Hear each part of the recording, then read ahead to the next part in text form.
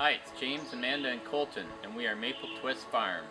We are located just east of Damascus, and we pasture raise chickens, turkeys, pork, and have a layer flock. We also make maple syrup in the springtime. Today we are going to talk to you about our meat birds and our involvement in the artisanal chicken program with the CFO.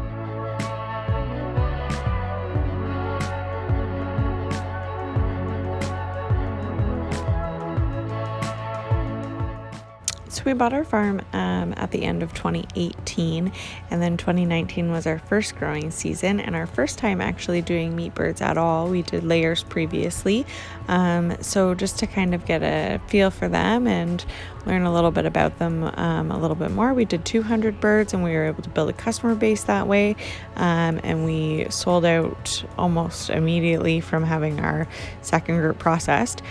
So we knew that we wanted to be growing a bigger number of birds. So we did some research and we were able to find the artisanal chicken program, and we were able to apply for that in the fall of 2019 and then continue on through the process, and we were approved, and then we were approved to do 1,000 birds for this growing season. And this program differs from what we were growing under before, with that we can raise up to 3,000 birds a year. So with the artisanal chicken program, you can raise between 600 to 3,000 birds. The program we did before was the family food grower, and it was only 300 birds a year. And then also you could only sell from the farm gate. So with this program we can also sell at farmers markets, we can sell to retail locations, so whether that be a restaurant or an actual store. So it kind of opens our market that much more, and being a part of the artisanal chicken program, it also means that we have to follow, that we get on-farm audits every year, and we also follow an on-farm food safety program for free-range birds, and then we follow also an animal care program.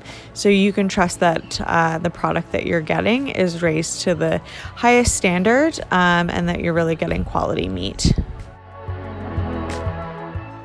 So we pick up our chicks from a local hatchery, and they always come in boxes like this, but before they even actually arrive at the farm, we already are getting ready for them. So in our brooder the day before, the lights are turned on, all those waters you can see are filled, the feed troughs are all filled.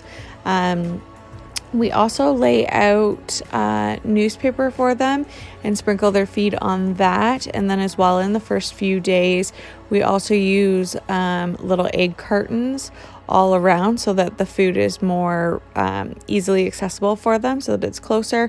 They don't have to travel as far to get to it. Getting lots of feed and water into them right away within the first 48 hours is key. And then as those days progress, we take that paper right away and we just have their regular feeders in there. And then also with these guys, in the first few days, they're actually not able to regulate their own body temperature. So we're wanting to make sure that everything stays really consistent in the brooder. The first 7 days are the most important. So the first few days we're doing lots of checks. I'm probably in there, I'm doing 6 to 7 checks really a day in there in the first 3 to 4 days. And then after that, it's more like 4 checks a day, and then once they go outside, we're kind of doing 3 checks a day unless it's really hot, and then we're up there constantly making sure that everything's good with them. So our checks entail making sure that the room temperature is good in there. We also check the humidity level. We're also checking the temperature underneath all of the heat lamp, making sure that that temperature stays consistent. We're also making sure that the temperature in between the lights is high enough as well.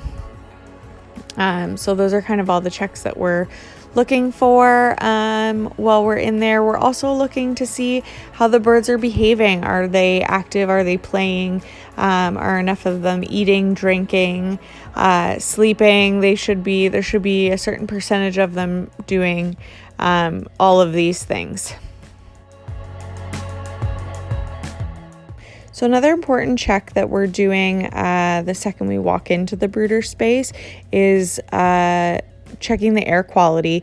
We don't want it to be stuffy. We want a nice fresh air in there, no ammonia smell at all.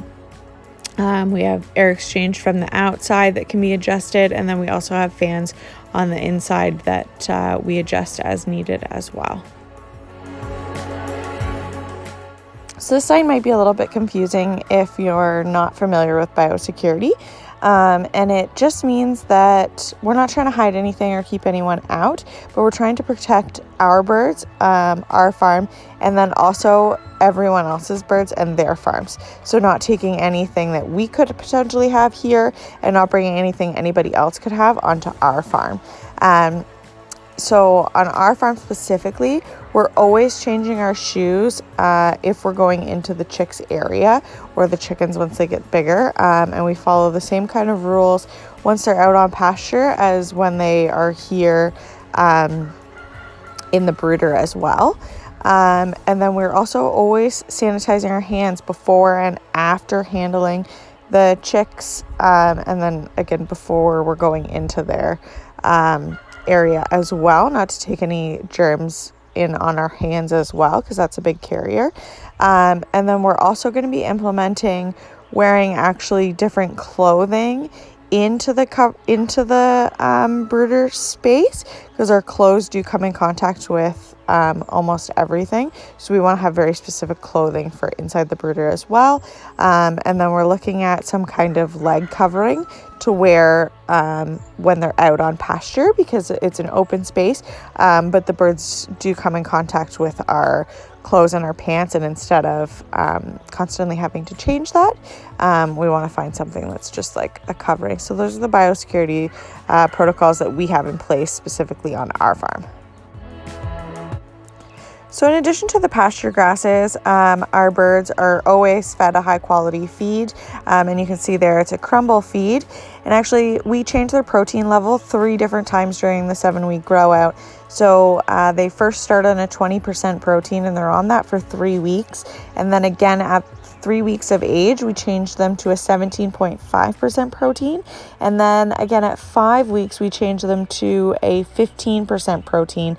So that we do that to kind of try and get a nice even growth throughout the whole growing period for them, and get a nice uniform bird at the end. And that's what we've been getting with it. So we're quite happy.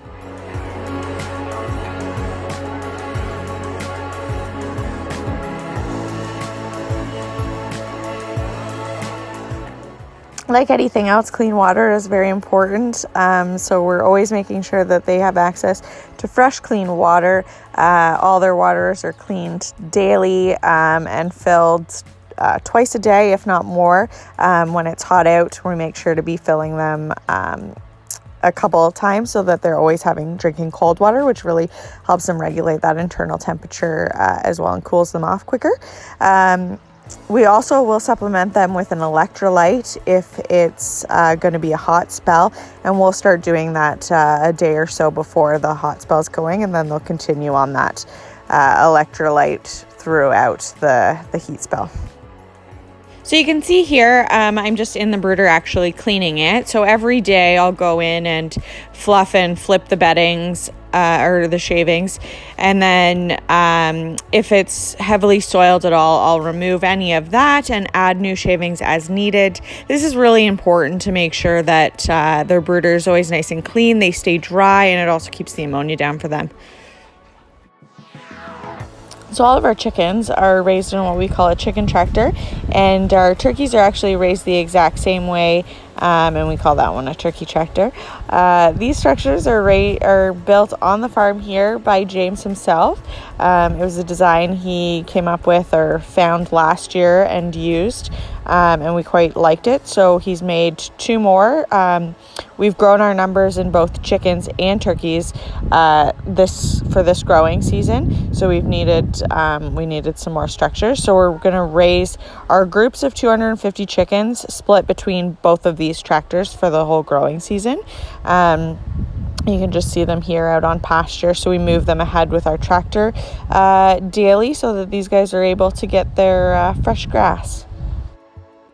So once these guys are ready to go out on pasture, and this being our first group of the growing season, so a spring group, they're ready to go at 3 weeks. We use those shipping crates that you can see Colton loading into and load them bird by bird into the crate, and then we drive those crates out to where the tractors are, put the crate right into the tractor, and then again unload them bird by bird.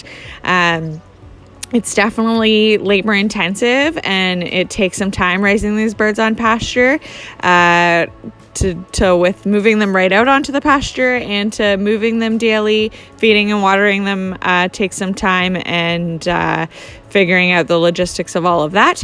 But we think it yields a really great product.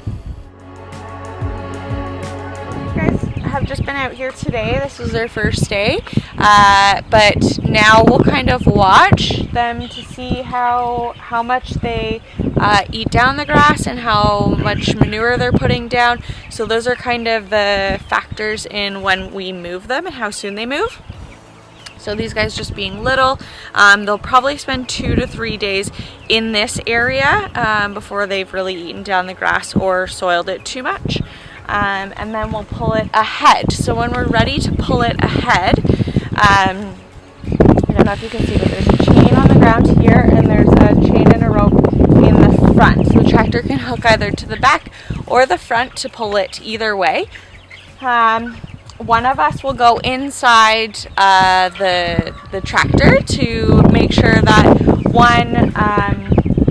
that we keep all the birds kind of away from the sides so that nobody gets trapped or anything like that. And then we also want to push them up towards the front as we're pushing them forward.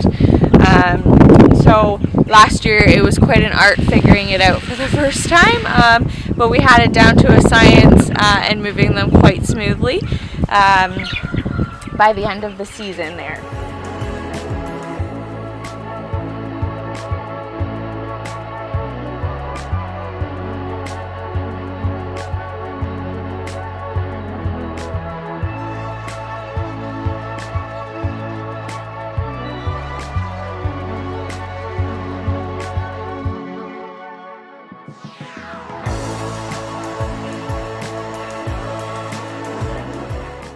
We hope you enjoyed this video and learning a little bit more about the artisanal chicken program in Ontario, and learned a little bit about how we pasture raise our birds here.